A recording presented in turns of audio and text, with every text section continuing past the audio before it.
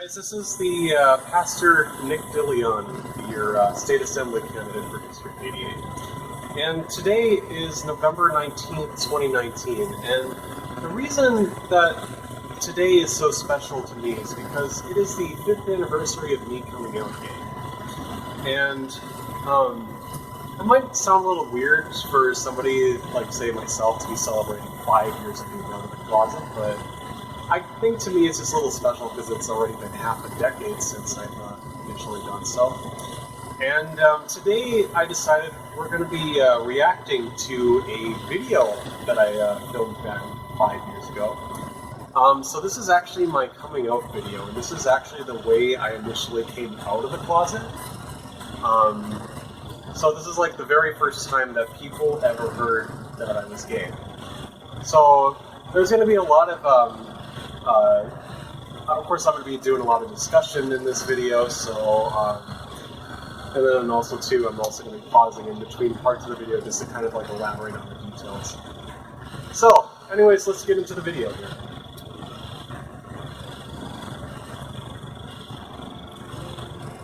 Hey guys, this is Nick DeLeon from NikeTube Studios, and okay, I'm just kind of grinning right now because I'm just thinking of like the music that I just put in here. It's so cringy.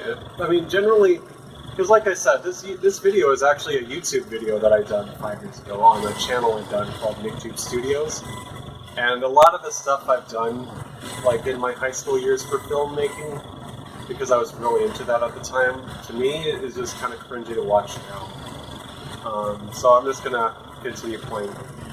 today, yeah, I sound very much more boring than usual. I think what I was trying to say was I kind of wanted to speak out, not just on a professional, but a personal level. Because there was many things I wanted to share. I mean, there was this one thing I wanted to share within literally this entire year, especially in the past 2 or 3 months. There has been many speculations that involved my own sexuality. Okay, so again, it's not my nervousness that is making me say like these weird words. Like my word choice at this point in time was not really that great.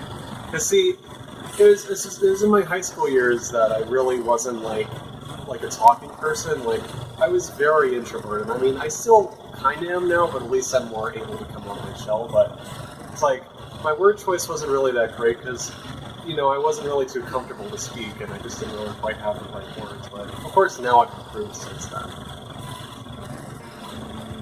God knows it's actually very nervous for me to say it because it's actually a really again, I'm like really nervous. issue. So you know, if I ever kind of feel nervous, and yeah, I am nervous right now, so I'm kind of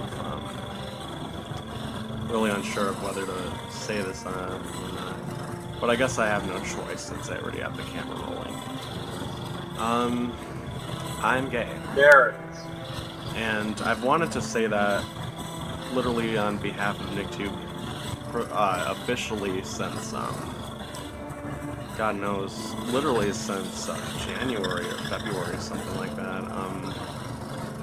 I know, like, within the wiki, it just kind of unofficially says that a bit about my sexuality.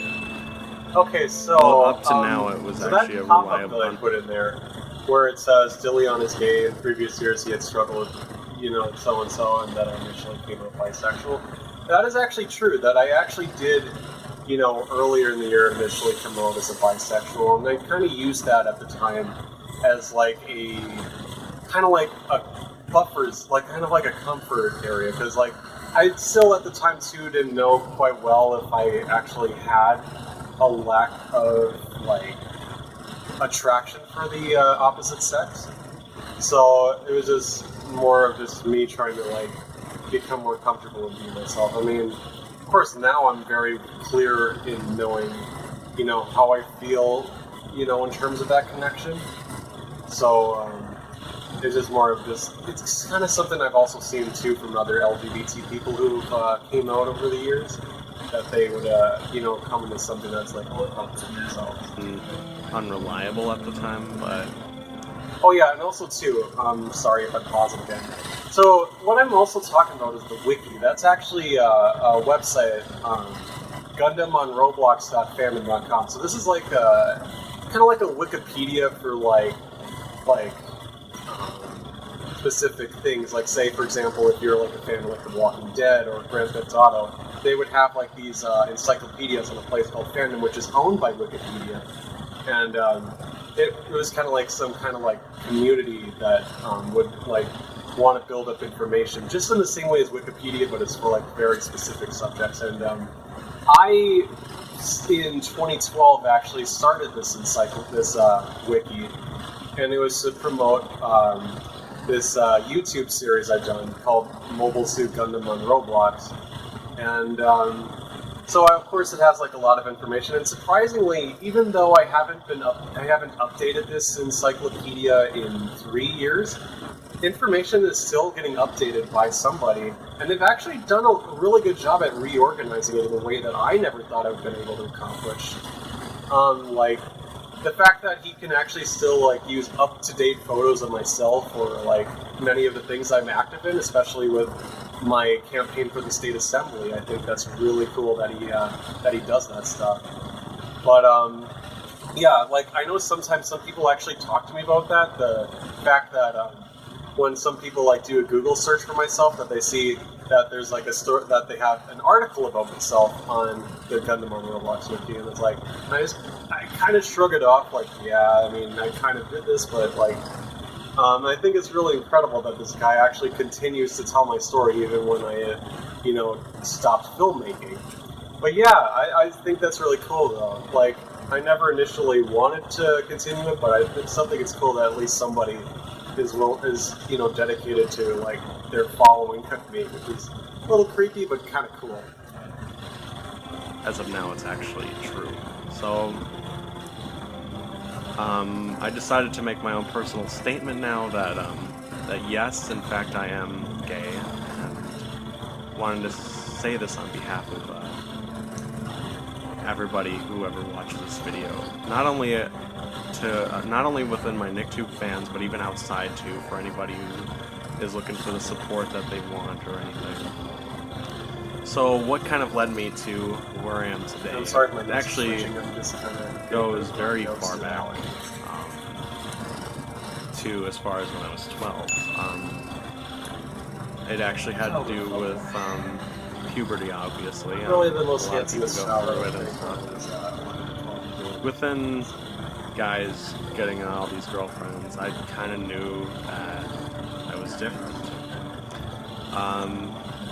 I kind of knew that that I had this feeling for other guys, and I felt really the stigma that a lot of homosexuals deal with.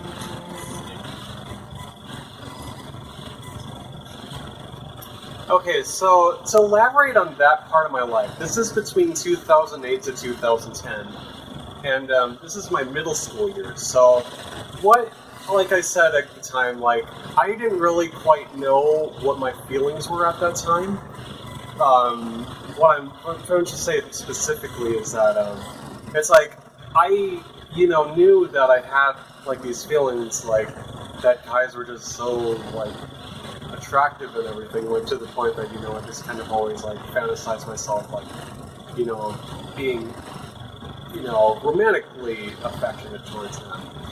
But and there's also too where you also have like this and everybody, I guess you could say, has it. It's you can find somebody regardless of their sex physically attractive, but then there's that line that's drawn in the sand on whether or not you're going to find any like romantic or sexual attraction towards them. And for me, that's always been like a big struggle, and during that time I really tried so hard to be something that I was not. And I know like it always seemed to people that I always had like these crushes on these girls back in middle school, but I really did not at all. I mean, of course I was trying really hard with at least 2 of them, but like even then, if they were to have actually gone through and actually dated me, they would have known that I just wouldn't be able to cross that line. So throughout my middle school years, I've dealt with depression a lot, and even tried to ask how many girls just try to fit in with the guys, but it just couldn't work. Okay, so also too, when I said like fitting in with the guys, so I actually written a book called The Gay Catechism, explaining the LGBT Christian, and in one of the chapters, so part of the book is also an autobiography on myself, and I wrote, in detail about that part. It was actually in lunchtime in 6th grade that a few of my guy friends, friends that are guys, were looking at their phone, and I just was kind of curious, and they were actually looking at pictures of naked women, and for me, I guess that's how I knew that there was that line just drawn in the sand, because these guys were totally into it, and it's just, kind of progresses from when you were looking at, say, a picture of a woman's breast. These guys were totally into it. I'm like, okay. Then, of course, they get into the more explicit stuff, like, genitalia and stuff like that. And I just thought, and I just kind of was just so uncomfortable with that. Like, not because they were, looking at it in, the cafeteria, but because it was just that personal discomfort, because, you just don't feel it. You just feel so uncomfortable, like, staring at, like, something like that. And for me, I guess, too, when I was in middle school as well, I never really had, like, a gay role model, because my definition of what a gay person was up until I was about almost 16 years old was that they were these very effeminate guys. Basically, I believe solely in the stereotypical characters like Big Gay Al and what was that other guy from South Park? But yeah, I always kind of looked at like the very stereotypical like characters that you would see like in shows like that and think that was what a gay man was. I never thought much at all that it was actually people who were attracted to the same sex. And again, I didn't know that there were like, non-stereotypical like masculine individuals who could be gay. I think that's what really kind of hurt my development, during my middle school years all the way up well into my freshman year. It caused me to go through serious depression, and it did end up having one girlfriend or another, but those relationships didn't last very long. Okay, so that too. So I did have two girlfriends, one in my second semester in 7th grade, and then one like in my first semester of my freshman year. And the one thing that both of those relationships had in common was the fact that, I never was able to express that affection for them. It was, I guess maybe one of the interesting ways to kind of describe that relationship is if you watch the movie Rocket Man. That's that biopic about Elton John. When he marries his wife, I think it was his only wife at the time, that it just, it just felt like a fruitless marriage because you could never, because you don't feel that feeling for intimacy with them. You never have that desire for sex or for, romantic affection. And that was just something that I remember too, was I had a girlfriend too, and I don't know if I said it if I'm going to say it in this video yet, but I had a girlfriend in my freshman year of high school who even asked me if I was gay, and I always kept denying it, and then there was this one night, it was actually at my homecoming back in 2011. Yeah, it was in 2011, we went to homecoming together, and that's actually when I realized that that I could never be intimate with a woman. I just didn't really know exactly why. And it was really awkward, because it actually did involve, me forcing myself to kiss her, and that really was so uncomfortable for me, because it just, you would normally feel something that just would feel so right, but for me it just felt so wrong and just so weird that in the end I kind of just bailed out, and I totally regret that. And it was a really emotional night for me too, because again, I really didn't know what my feelings were at that time, and it took me at least 4 years just to figure out, that I was gay. So then, then this year came, and I started to become a bit more accepting since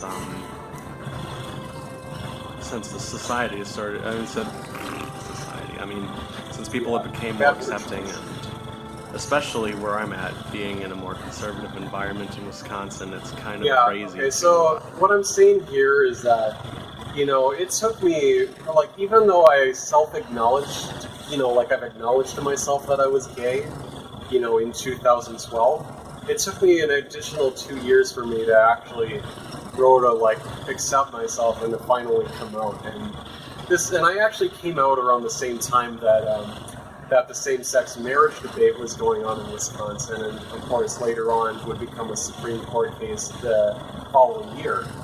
And that's kind of when it really opened the door for me. And at the same time too, one of the people who really, busted the door open for me was former NFL player. He only played 1 year in the league. His name was Michael Sam, and he got drafted by the St. Louis Rams. And it really amazed me because this was a very masculine guy who was, who is attracted to men. And here he is on draft day, finally hearing his name, that he was selected by the St. Louis Rams, and that's the team that they were at the time. They're in LA now, but anyways, he also, of course, kissed on camera his boyfriend at the time, and I just thought to myself, holy crap. The fact that that this guy, was able to be the kind of person that he is, to be a football player, to play in such a masculine environment, was incredible to me, because I always admired, I always loved watching football back then, even today, of course. And that really kicked open the door, because it really, opened me up that, not all men are like these, effeminate guys who are just totally into, fashion and, very effeminate things. And for me, that really was something that kicked open the door, and also at the same time too, with the fact that people have grown more accepting towards gay and lesbian individuals was, what really did it for me, and I thought that was awesome. Bring this kind of issue up. So, at the start of this year of 2014, I actually started to become more open, and in fact, I think it was February or March, it was the very first time I came out to somebody, and I was actually to my junior English teacher, and surprisingly enough, she was actually very accepting, and that really blew my mind.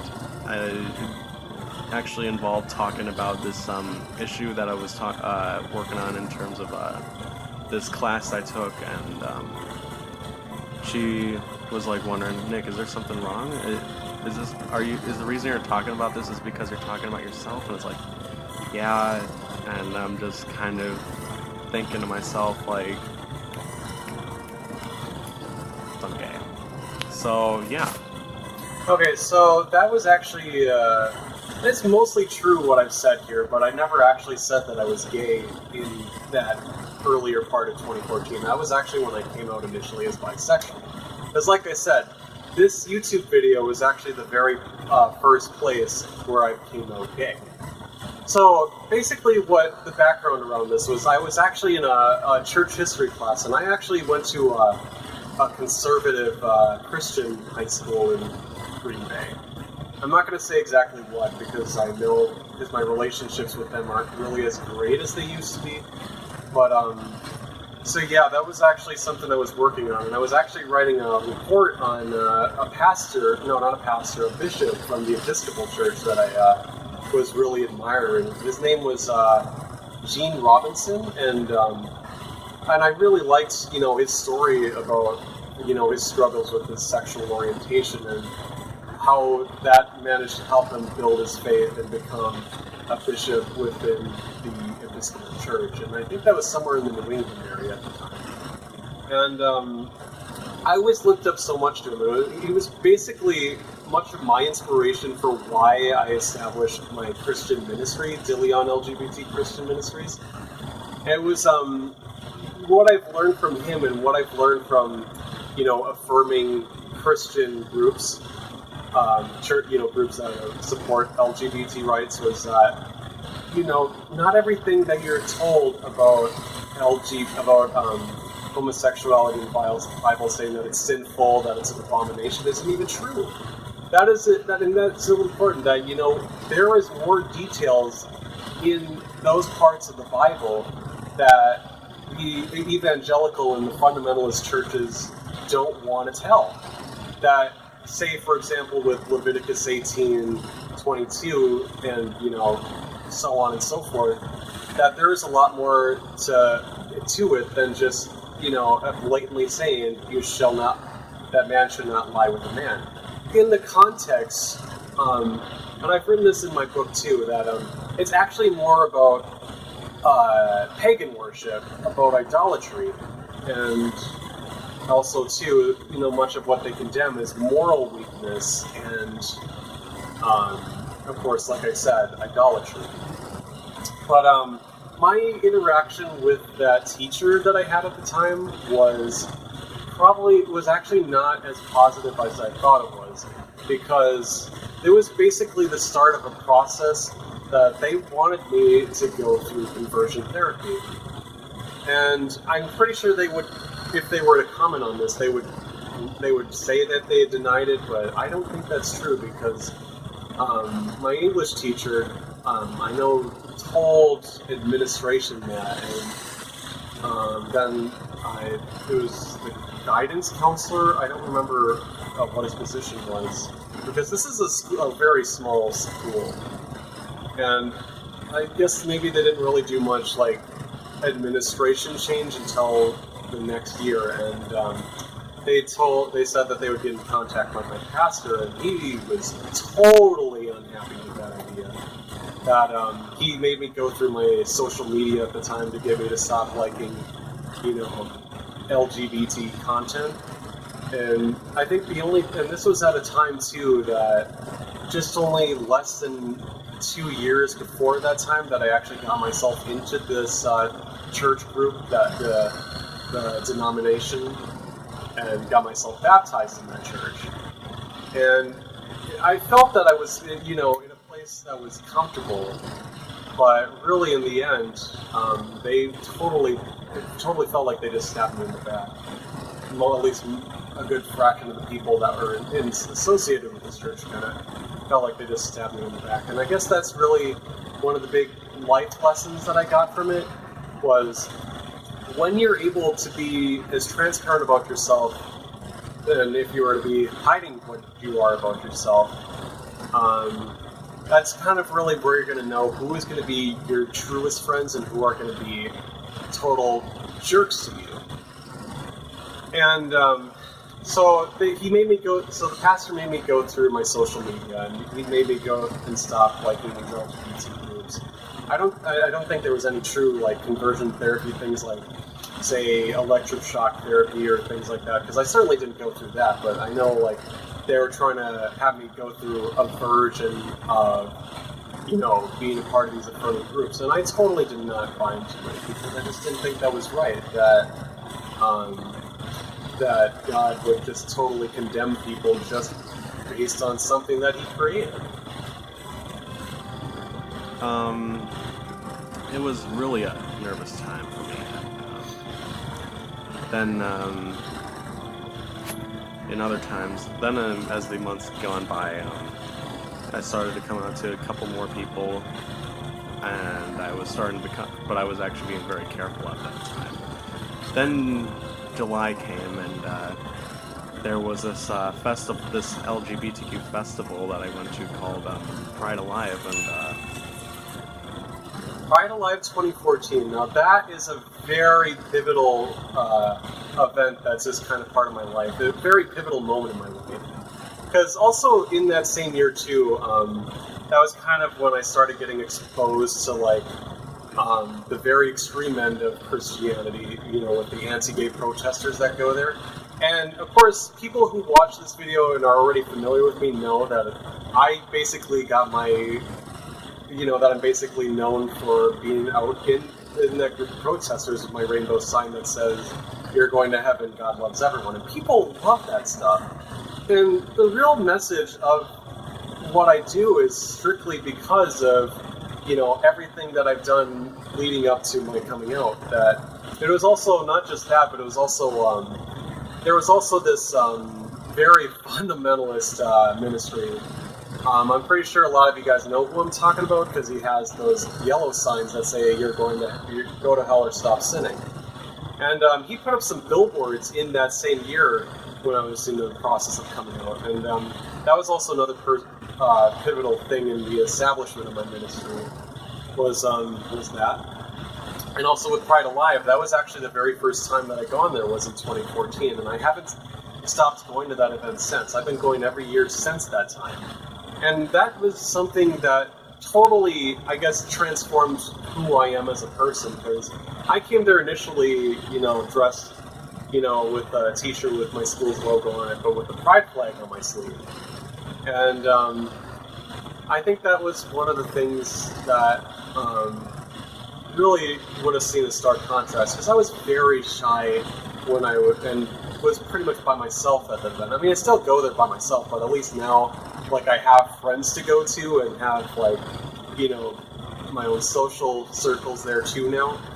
I think that's one of the best things that I've ever been able to enjoy in my life is Pride Alive. I could never take back any years that I've ever gone back, and I have no regrets for it. I love that place so much, and if I had the ability to go to Milwaukee Pride or any other Pride events in the state, or even in Chicago, for God's sakes, that would be the most awesomest thing for me, would be to do something like that.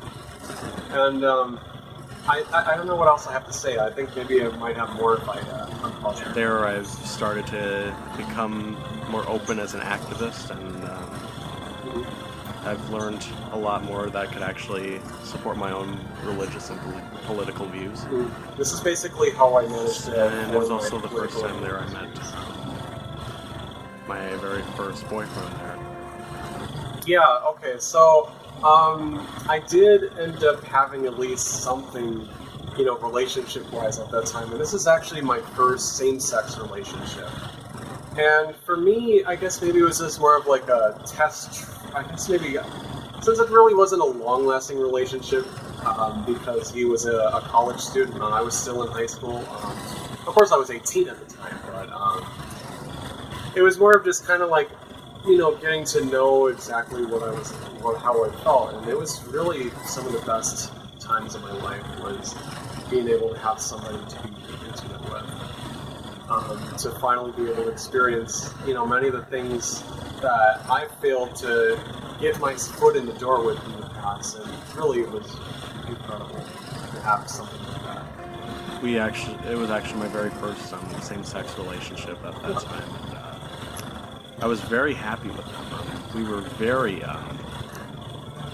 emotionally and physically intimate together, and we were almost highly committed until we broke up about 3 months ago because I didn't want to move back with him to Minneapolis.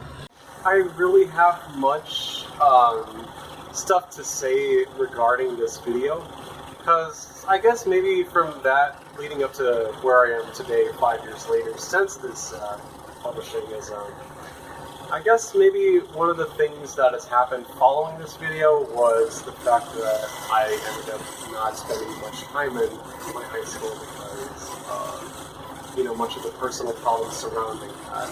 Because I know within the last month of being at that school, I started to resent, much of it. I mean, actually, surprising enough, I mean, it sounds pretty old school to do that, especially since I'm, as young as I am.